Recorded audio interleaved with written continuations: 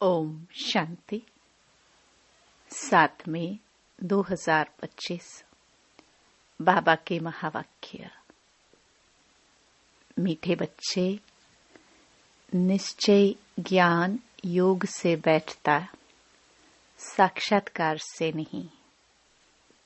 साक्षात्कार की ड्रामा में नूंद है, बाकी उससे किसी का कल्याण नहीं होता।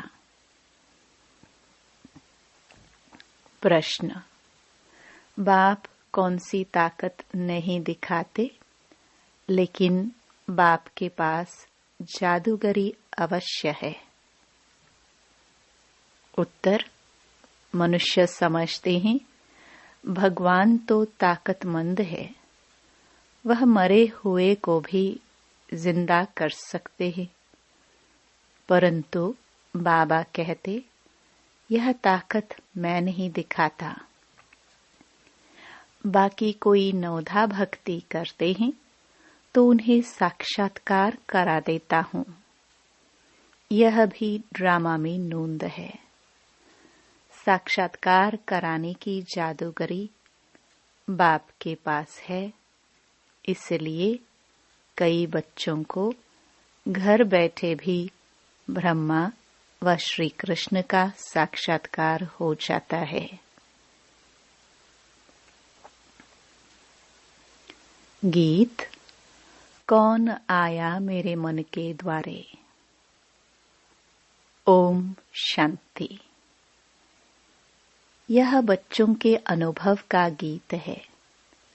सत्संग तो बहुत है, खास भारत में तो ढेर सत्संग है, अनेक मतांतर हैं। वास्तव में वह कोई सत्संग नहीं। सत्संग एक होता है, बाकी तुम वहां किसी विद्वान, आचार्य, पंडित का मोह देखेंगे, बुद्धि उस तरफ जाएगी। यहाँ फिर अनोखी बात है। यह सत्संग एक ही बार इस संगम युग पर होता है। यह तो बिल्कुल नई बात है। उस बेहद के बाप का शरीर तो कोई है नहीं। कहते हैं, मैं तुम्हारा निराकार शिव बाबा हूँ। तुम और सत्संगों में जाते हो तो शरीरों को ही देखते हो। शास्त्र याद कर फिर सुनाते हैं। अनेक प्रकार के शास्त्र हैं, वह तो तुम जन्म जन्मांतर सुनते आए हो। अब है नई बात, बुद्धि से आत्मा जानती है।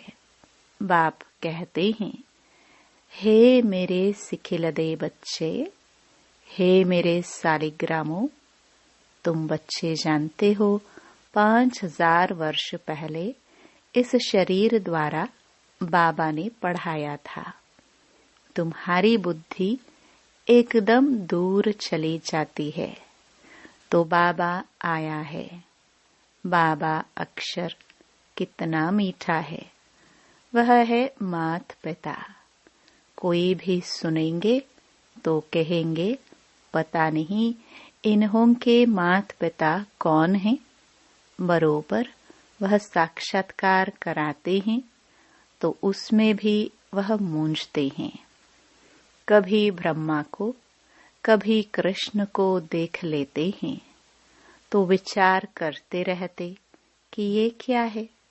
ब्रह्मा का भी बहुतों को घर बैठे साक्षात्कार होता है। अब ब्रह्मा की तो कभी कोई पूजा करते नहीं है। श्री कृष्ण आदि की तो करते हैं। ब्रह्मा को तो कोई जानते भी नहीं होंगे। प्रजापिता ब्रह्मा तो अब आया है। यह है प्रजापिता।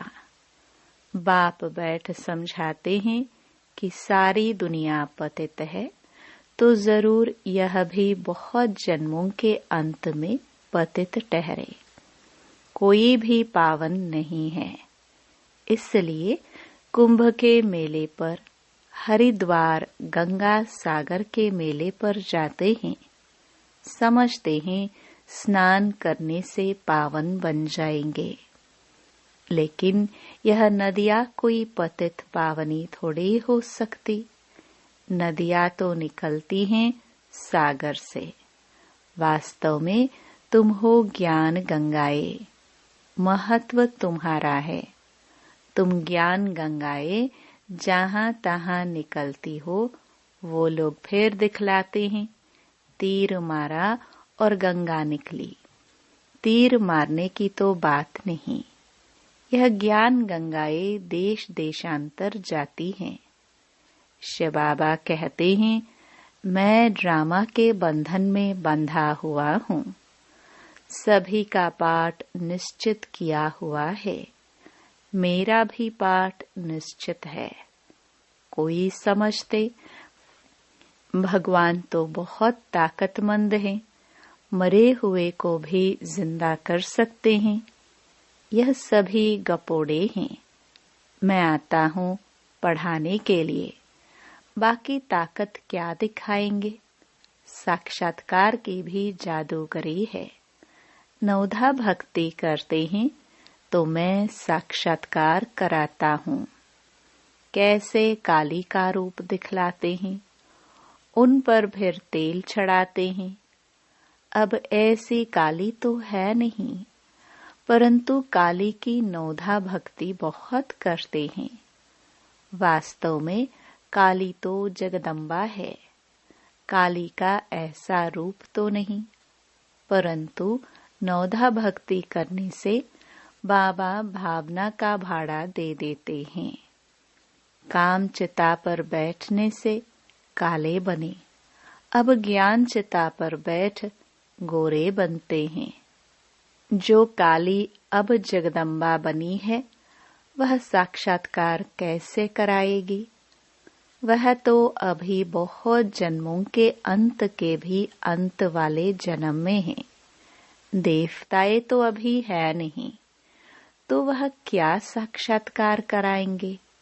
बाप समझाते हैं, यह साक्षात्कार की चाबी मेरे हाथ में है। अल्पकाल के लिए भावना पूरी करने के लिए साक्षात्कार करा देता हूँ, परंतु वह कोई मेरे से नहीं मिलते। मिसाल एक कालिका देते हैं, इस रीति बहुत हैं, हनुमान, गणेश आदि। भल सिख लोग भी गुरु नानक की बहुत भक्ति करे तो उन्हें भी साक्षात्कार हो जाएगा, परंतु वह तो नीचे चले आते हैं। बाबा बच्चों को दिखलाते हैं, देखो यह गुरु नानक की भक्ति कर रहे हैं। साक्षात्कार फिर भी मैं कराता हूँ। वह कैसे साक्षात्कार कराएंगे। उनके पास साक्षात्कार कराने की चाबी नहीं है। यह बाबा कहते हैं, मुझे विनाश स्थापना का साक्षात्कार भी उस बाबा ने कराया, परंतु साक्षात्कार से कोई का भी कल्याण नहीं। ऐसे तो बहुतों को साक्षात्कार होते थे, आज वह है नहीं। बहुत बच्चे कहते हैं, हमको जब साक्षात्कार हो तो निश्चय बैठे, परंतु निश्चय साक्षात्कार से नहीं हो सकता। निश्चय बैठता है ज्ञान और योग से। 5000 वर्ष पहले भी मैंने कहा था कि यह साक्षात्कार मैं कराता हूँ। मीरा ने भी साक्षात्कार किया। ऐसे नहीं कि आत्मा वहां चली गई, नहीं, बैठे बैठे साक्षात्कार कर लेते हैं, लेकिन मेरे को नहीं प्राप्त कर सकते। बाप कहते हैं, कोई भी बात का संशय हो तो जो भी ब्राह्मणियां टीचर्स हैं उनसे पूछो। यह तो जानते हो, बच्चियां भी नंबरवार हैं, नदियां भी नंबरवार होती हैं। कोई तो तालाब भी है, बहुत गंदा है, बासी पानी होता है। वहां भी श्रद्धा भाव से मनुष्य जाते हैं। वह है भक्ति की अंधश्रद्धा। कभी भी कोई से भक्ति छुड़ानी नहीं है। जब ज्ञान में आ जाएंगे तो भक्ति आपे ही छूट जाएगी। बाबा भी नारायण का भक्त था। चित्र में देखा लक्ष्मी दासी बन नारायण के पांव दबा रही है, तो यह बिल्कुल अच्छा नहीं लगा। सतयुग में ऐसा होता नहीं।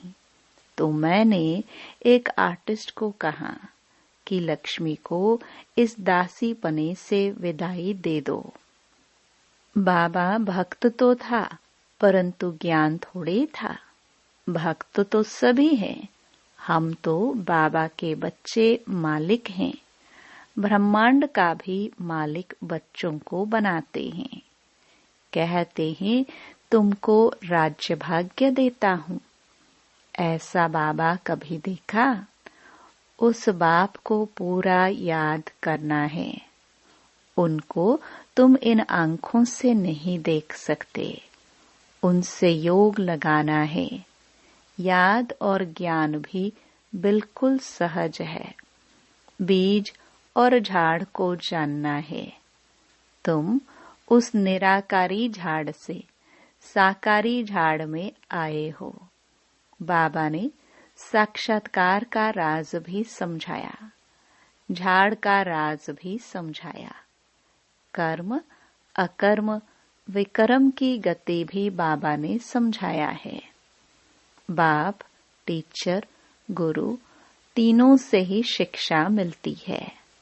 अभी बाबा कहते हैं मैं तुमको ऐसी शिक्षा देता हूँ, ऐसा कर्म सिखलाता हूँ जो तुम 21 जन्म सदा सुखी बन जाते हो। टीचर शिक्षा देते हैं ना, गुरु लोग भी पवित्रता की शिक्षा देते हैं अथवा कथाएं सुनाते हैं, परंतु धारणा बिल्कुल नहीं होती।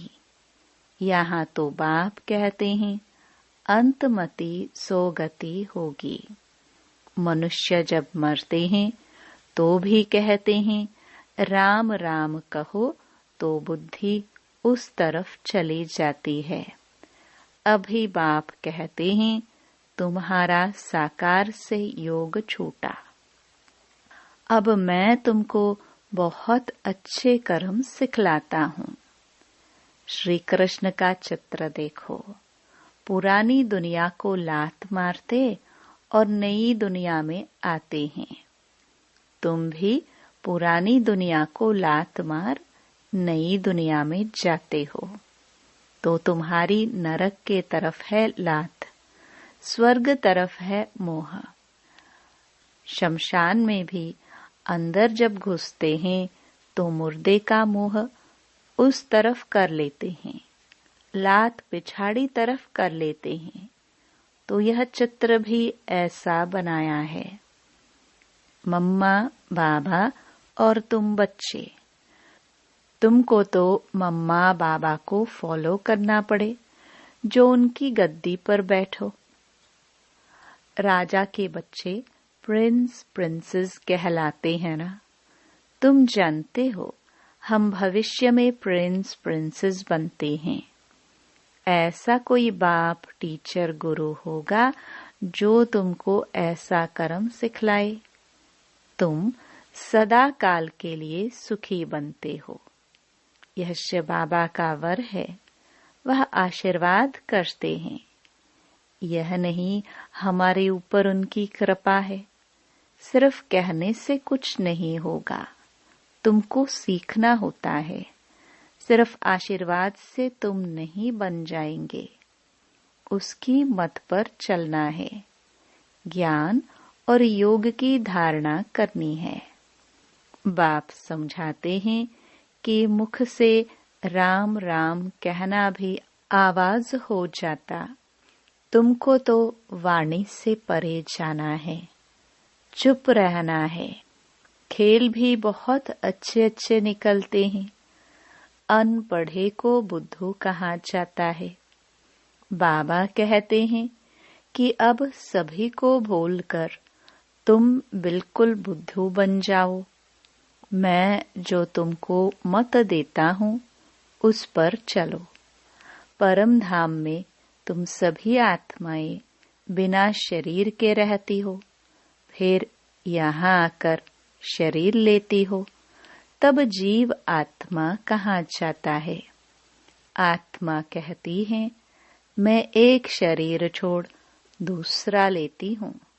तो बाप कहते मैं तुमको फर्स्ट क्लास कर्म सिखलाता हूँ, टीचर पढ़ाते हैं। इसमें ताकत की क्या बात है? साक्षात्कार कराते हैं, इसको जादूगरी कहा जाता है। मनुष्य से देवता बनाना, ऐसी जादूगरी कोई कर ना सके। बाबा सौदागर भी है, पुराना लेकर नया देते हैं। इनको पुराना लोहे का बर्तन कहा जाता है, इनका कोई मूल्य नहीं है।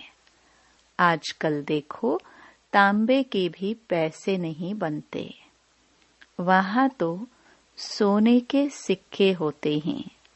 वंडर है ना, क्या से क्या हो गया है। बाप कहते हैं मैं तुमको नंबर 1 कर्म सिखलाता हूँ, मन मनाभव हो जाओ। फिर है पढ़ाई, जिससे स्वर्ग का प्रिंस बनेंगे। अभी देवता धर्म जो प्रायलोप हो गया है, वह फिर से स्थापन होता है। मनुष्य तुम्हारी नई बातें सुनकर वंडर खाते हैं, कहते हैं कि स्त्री पुरुष दोनों ही इकट्ठे रह पवित्र रह सके, यह कैसे हो सकता? बाबा तो कहते भल इकट्ठे रहो, नहीं तो मालूम कैसे पढ़े।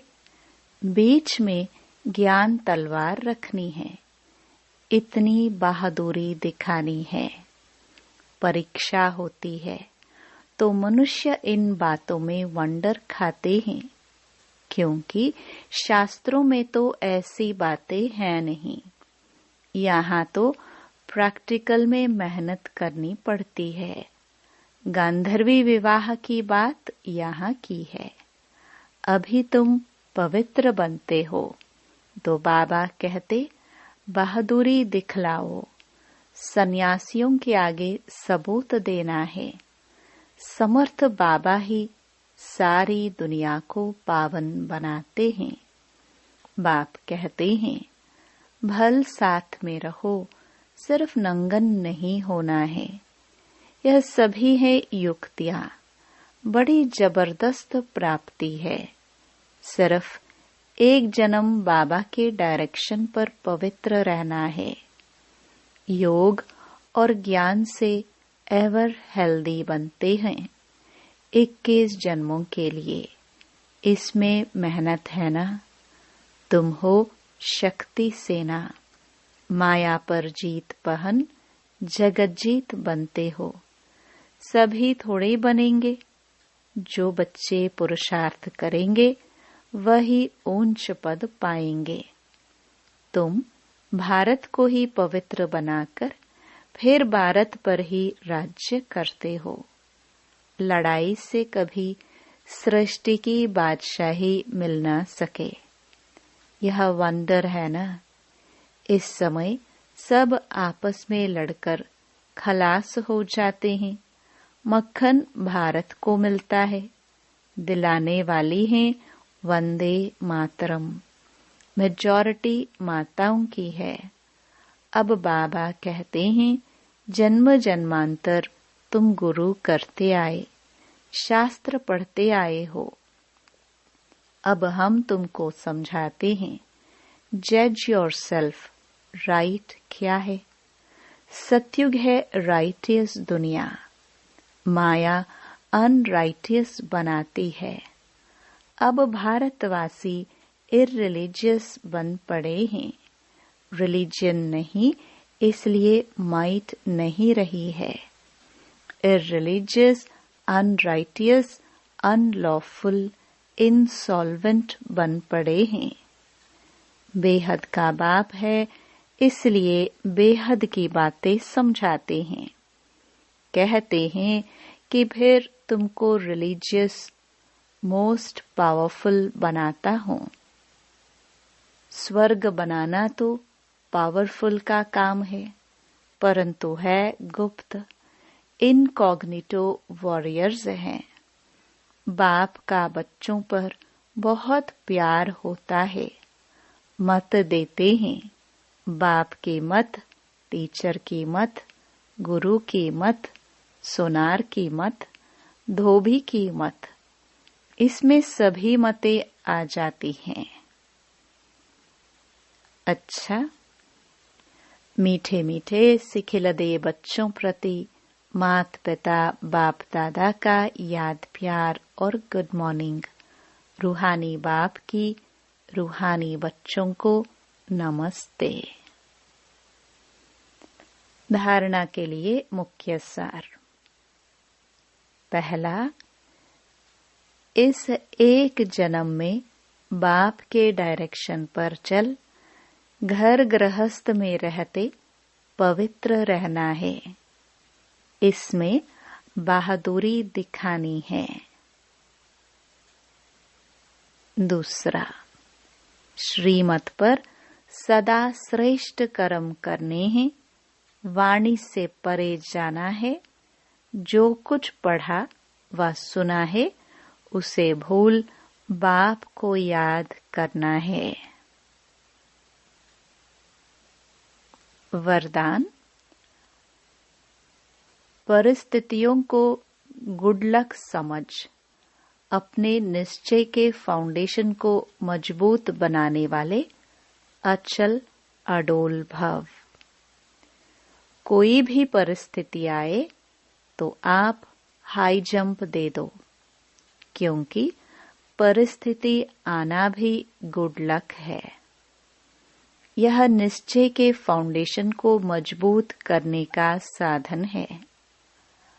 आप जब एक बारी अंगद के समान मजबूत हो जाएंगे तो यह पेपर भी नमस्कार करेंगे। पहले विकराल रूप में आएंगे और फिर दासी बन जाएंगे। चैलेंज करो, हम महावीर हैं। जैसे पानी के ऊपर लकीर ठहर नहीं सकती, ऐसे मुझ मास्टर सागर के ऊपर कोई परिस्थिति वार कर नहीं सकती। स्वस्थिति में रहने से अचल अडोल बन जाएंगे। स्लोगन, पुराने वर्ष को विदाई देने के साथ साथ कड़वेपन को भी विदाई दे दो।